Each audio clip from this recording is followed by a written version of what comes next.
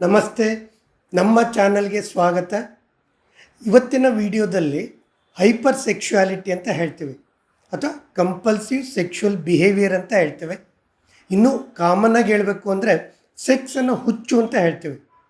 ಕೆಲವೊಬ್ಬರಿಗೆ ಈ ಮ್ಯಾಸ್ಟರ್ಬೇಷನ್ ಅಸ್ತಮೈತನ ಡೈಲಿ ಮಾಡ್ಕೊಳ್ಳೋದು, ಜೊತೆಗೆ ಬೆಳಗ್ಗೆ ಮಧ್ಯಾಹ್ನ ರಾತ್ರಿ ಕಂಟಿನ್ಯೂ ಮಾಡ್ಕೊಳ್ಳೋದು, ಪಾನ್ ವಿಡಿಯೋ ಅಥವಾ ಬ್ಲೂ ಫಿಲಮ್ಸ್ ಕಂಟಿನ್ಯೂ ನೋಡೋವಂಥದ್ದು, ಗ್ಯಾಪ್ ಇಲ್ಲದೆ ಪದೇ ಪದೇ ಅದನ್ನೇ ನೋಡ್ತಾ ಇರೋವಂಥದ್ದು. ಇನ್ನೂ ಕೆಲವೊಬ್ಬರು ಆಫ್ಟರ್ ಮ್ಯಾರೇಜ್ ವೈಫ್ ಜೊತೆಗೆ ಕಂಟಿನ್ಯೂ ಸೆಕ್ಸ್ ಮಾಡೋದು, ಡೈಲಿ ಸೆಕ್ಷುವಲ್ ಆ್ಯಕ್ಟಿವಿಟಿ. ಇನ್ನೂ ಕೆಲವೊಬ್ಬರು ಮ್ಯಾರೇಜ್ ಆದಮೇಲೆ ಮ್ಯಾರೇಜ್ಗಿಂತ ಮುಂಚೆನೂ ಒಂದು ಪ್ರಾಸ್ಟಿಟ್ಯೂಟ್ ಕಾಲ್ಗರ್ಲ್ ಹತ್ರ ಆಲ್ಮೋಸ್ಟ್ ಡೈಲಿ ದುಡ್ಡು ಕೊಟ್ಟು ಒಂದು ಸೆಕ್ಸಿಗೆ ಹೋಗುವಂಥದ್ದು. ಈ ಒಂದು ಬಿಹೇವಿಯರಿಗೆ ನಾವು ಹೈಪರ್ ಸೆಕ್ಷುಯಾಲಿಟಿ ಅಂತ ಹೇಳ್ತೇವೆ. ಇವತ್ತಿನ ಒಂದು ವಿಡಿಯೋದಲ್ಲಿ ಒಂದು ಲೇಡಿ ತನ್ನ ಒಂದು ಹಸ್ಬೆಂಡನ್ನ ಕರ್ಕೊಂಡ್ಬಂದಿದ್ದು. ಇದಕ್ಕೆ ಕಾರಣ ಏನು, ಈ ಒಂದು ಹೈಪರ್ ಸೆಕ್ಷುಯಾಲಿಟಿಗೆ, ಮತ್ತು ಇದರಿಂದ ಏನೇನು ಪ್ರಾಬ್ಲಮ್ ಆಗತ್ತೆ, ಮತ್ತು ಇದರಿಂದ ಯಾವ ರೀತಿ ಹೊರಗಡೆ ಬರ್ಬೋದು, ಅದ್ರ ಬಗ್ಗೆ ಹೇಳ್ತೇನೆ. ನಮ್ಮ ವಿಡಿಯೋದಲ್ಲಿ ಒಂದು ಸೆಕ್ಸ್ ಪ್ರಾಬ್ಲಮ್ ಬಗ್ಗೆ, ಪೆನ್ನಿಸ್ಸು ಮತ್ತು ವೆಜಿನದಲ್ಲಾಗೋ ಇನ್ಫೆಕ್ಷನ್ ಬಗ್ಗೆ, ಇನ್ಫರ್ಟಿಲಿಟಿ ಕೌನ್ಸಿಲಿಂಗ್ ಬಗ್ಗೆ ಮಾಹಿತಿ ಇರುತ್ತೆ. ನಮ್ಮ ವಿಡಿಯೋನ ನೋಡಿ, ಲೈಕ್ ಮಾಡಿ ಮತ್ತು ಶೇರ್ ಮಾಡಿ.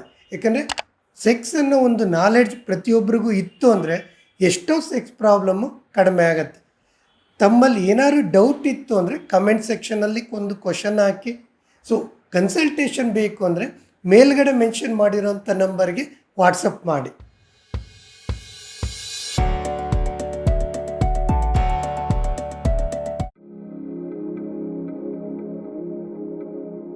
ಲಾಸ್ಟ್ ವೀಕು ಒಬ್ಬರು ಲೇಡಿ ಒಂದು 32 ಇಯರ್ಸು, ಹಸ್ಬೆಂಡಿಗೆ ಒಂದು 38 ಇಯರ್ಸು, ಮ್ಯಾರೇಜ್ ಆಗಿ ಒಂದು 3 ಇಯರ್ಸ್ ಆಗಿದೆ, ಮಗುಗೆ ಒಂದು 8 ಮಂತ್ಸು.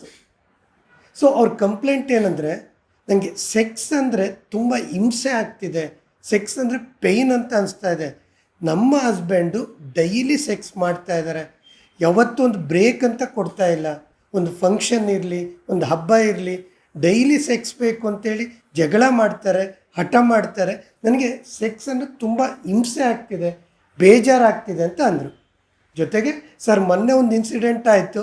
ನಾವೊಂದು ಮ್ಯಾರೇಜಿಗೆ ಹೋಗಿದ್ವಿ. ಆ ಮ್ಯಾರೇಜಿಗೆ ಹೋದಾಗೂ ಸಹ ಸೆಕ್ಸಿಗೋಸ್ಕರ ಒಂದು ಲಾಡ್ಜ್ ಮಾಡಿ ಕಂಟಿನ್ಯೂ ಸೆಕ್ಸ್ ಮಾಡಿದರು. ನನಗೆ ಆ ಮ್ಯಾರೇಜನ್ನು ಅಟೆಂಡ್ ಮಾಡಲಿಕ್ಕಾಗಲಿಲ್ಲ, ಆ ಥರ ಹಿಂಸೆ ಆಯಿತು. ಆವಾಗ ನಾನು ಡಿಸೈಡ್ ಮಾಡಿದೆ, ಒಂದು ಡಾಕ್ಟ್ರನ್ನ ಕನ್ಸಲ್ಟ್ ಮಾಡೋಣ ಅಂಥೇಳಿ ಹಸ್ಬೆಂಡನ್ನ ಕರ್ಕೊಂಬಂದೆ ಅಂತ ಅಂದರು. ಆಮೇಲೆ ಹಸ್ಬೆಂಡನ್ನ ಒಳಗಡೆ ಕರೆದೆ, ಅವರು ಸೆಕ್ಷುವಲ್ ಹಿಸ್ಟ್ರಿ ತೊಗೊಂಡೆ. ಹಸ್ಬೆಂಡ್ ಹಿಸ್ಟ್ರಿ ಏನಂದರೆ, ಸರ್ ನಾನು ಸೆಕ್ಸ್ ಮಾಡ್ತೀನಿ, ಬಟ್ ನನಗೆ ಸ್ಯಾಟಿಸ್ಫ್ಯಾಕ್ಷನ್ ಆಗ್ತಿಲ್ಲ, ಬಟ್ ನನಗೆ ಡೈಲಿ ಬೇಕು ಅನಿಸುತ್ತೆ. ಇದರಿಂದ ವೈಫಿಗೂ ಬೇಜಾರಾಗ್ತಿದೆ. ಇವನ್ ನನಗೆ ವರ್ಕಲ್ಲಿ ಮ್ಯಾನೇಜರು ಸಹ ಕೆಲಸ ಸರಿ ಮಾಡ್ತಾ ಇಲ್ಲ, ನೀನು ಸರಿ ಇಲ್ಲ, ನಿನ್ನ ತೆಗಿತೀನಿ ಅಂತಿದ್ದಾರೆ. ಇವೆಲ್ಲ ತೊಂದರೆ ಆಗ್ತಿದೆ, ಬಟ್ ನನಗೆ ಸೆಕ್ಸನ್ನು ಕಂಟ್ರೋಲ್ ಮಾಡ್ಕೊಳಕ್ಕಾಗ್ತಾ ಇಲ್ಲ ಅಂತ ಅಂದರು. ಇಬ್ಬರಿಗೂ ಕೂರಿಸಿ ಒಂದು ಕನ್ಕ್ಲೂಷನ್ ಅಂತೇಳಿ ಕೊಟ್ಟೆ. ಇದನ್ನು ನಾವು ಸೈಕೋಸೆಕ್ಷುವಲ್ ಪ್ರಾಬ್ಲಮ್ ಅಂತ ಹೇಳ್ತೇವೆ. ಇಬ್ಬರಿಗೂ ಒಂದು ಕಪಲ್ ಸೈಕೋಸೆಕ್ಷುವಲ್ ಥೆರಪಿಗೆ ಅಡ್ವೈಸ್ ಮಾಡಿದೆ. ಈಗ ಅವರು ಸೆಷನಲ್ಲಿ ಇದ್ದಾರೆ.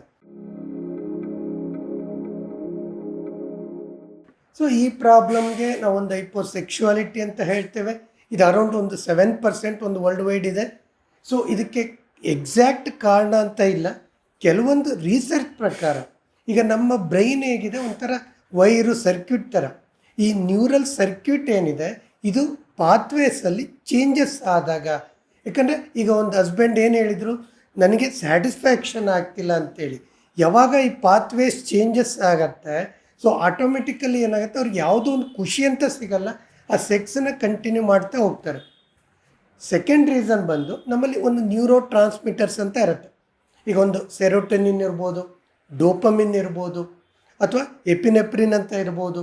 ಇವುಗಳೇನು ಮಾಡುತ್ತೆ, ಒಂದು ಸೆಕ್ಸ್ ಮಾಡಿದಾಗ ಖುಷಿ ಅಂತ ಕೊಡುತ್ತೆ. ಬಟ್ ಈ ಥರ ಕೇಸಸ್ಸಲ್ಲಿ ಏನಾಗುತ್ತೆ, ಈ ನ್ಯೂರೋ ಟ್ರಾನ್ಸ್ಮಿಟರ್ಸ್ ಇಂಬ್ಯಾಲೆನ್ಸ್ ಇರುತ್ತೆ, ಅಂದರೆ ಕೆಮಿಕಲ್ಸ್ ಏನಿದೆ ಇಂಬ್ಯಾಲೆನ್ಸ್ ಇರುತ್ತೆ. ಅವ್ರಿಗೊಂದು ಸ್ಯಾಟಿಸ್ಫ್ಯಾಕ್ಷನ್ ಅಂತಲೇ ಆಗ್ತಾ ಇರಲ್ಲ. ಈಗ ಇನ್ನೊಂದು ಕಾಸ್ ಬಂದು ಮೆಡಿಕಲ್ ಇಶ್ಯೂಸ್ ಅಂತ ಹೇಳ್ತೀವಿ. ಡಿಮೆನ್ಷಿಯಾ ಅಂತ ಒಂದು ಕಾಯಿಲೆಯಲ್ಲಿ, ಅಥವಾ ಈ ಪಾರ್ಕಿನ್ಸನ್ಸ್ ಅಂತ ಏನು ಒಂದು ಕಾಯಿಲೆ ಇದೆ, ಆ ಮೆಡಿಸಿನ್ ತೊಗೊಳ್ಳೋದ್ರಿಂದ, ಈ ಎಲ್ಲ ಕಾರಣಗಳ ಜೊತೆಗೆ ಸೈಕಲಾಜಿಕಲ್ ಇಶ್ಯೂಸ್ ಅಂತ ಹೇಳ್ತೀವಿ, ಆ್ಯಂಗ್ಸೈಟಿ, ಡಿಪ್ರೆಷನ್ ಇವಿದ್ದಾಗ, ಅಥವಾ ಪೇರೆಂಟ್ಸ್ ಹಿಸ್ಟ್ರಿ, ಅವರಲ್ಲಿ ಏನಾದ್ರು ಸೈಕಲಾಜಿಕಲ್ ಇಶ್ಯೂಸ್ ಇತ್ತು, ಫ್ಯಾಮಿಲಿ ಇಶ್ಯೂಸ್, ಈಗ ಅಪ್ಪ ಅಮ್ಮ ತುಂಬಾ ಜಗಳ ಆಡ್ತಾ ಇದ್ರು, ಇವೆಲ್ಲ ಒಂದು ಸೈಕಲಾಜಿಕಲ್ ಇಶ್ಯೂಸು ಇವ್ರ ಮೇಲೆ ಇಂಪ್ಯಾಕ್ಟ್ ಆಗುತ್ತೆ, ಈ ಹೈಪರ್ ಸೆಕ್ಷುಯಾಲಿಟಿಗೆ ಕಾರಣ ಆಗುತ್ತೆ.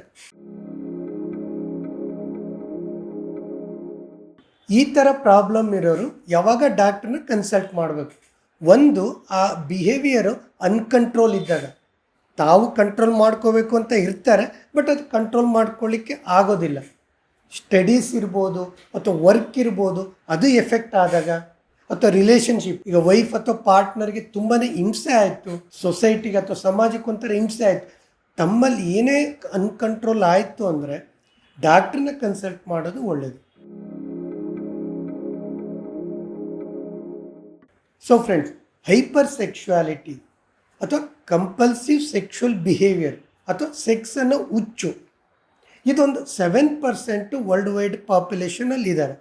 ಬಟ್ ಇದನ್ನು ನೆಗ್ಲೆಕ್ಟ್ ಮಾಡೋದ್ರಿಂದ ಅವ್ರ ಫ್ಯೂಚರ್ ಇರ್ಬೋದು ಅಥವಾ ಅವ್ರ ಫ್ಯಾಮಿಲಿ ಇರ್ಬೋದು, ಅದು ಬರ್ಡನ್ ಆಗುತ್ತೆ. ತಮ್ಮಲ್ಲಿ ಯಾವುದೇ ಒಂದು ಸಣ್ಣ ಪುಟ್ಟ ಸಿಂಪ್ಟಮ್ಸ್ ಇತ್ತು ಅಂದರೆ ಡಾಕ್ಟ್ರನ್ನ ಕನ್ಸಲ್ಟ್ ಮಾಡೋದು ಒಳ್ಳೆಯದು. ಇದು ಇವತ್ತಿನ ನಮ್ಮ ವಿಡಿಯೋ. ಇಲ್ಲಿ ತನಕ ನಮ್ಮ ವಿಡಿಯೋ ನೋಡಿದ್ದಕ್ಕೆ ತುಂಬ ವಂದನೆಗಳು.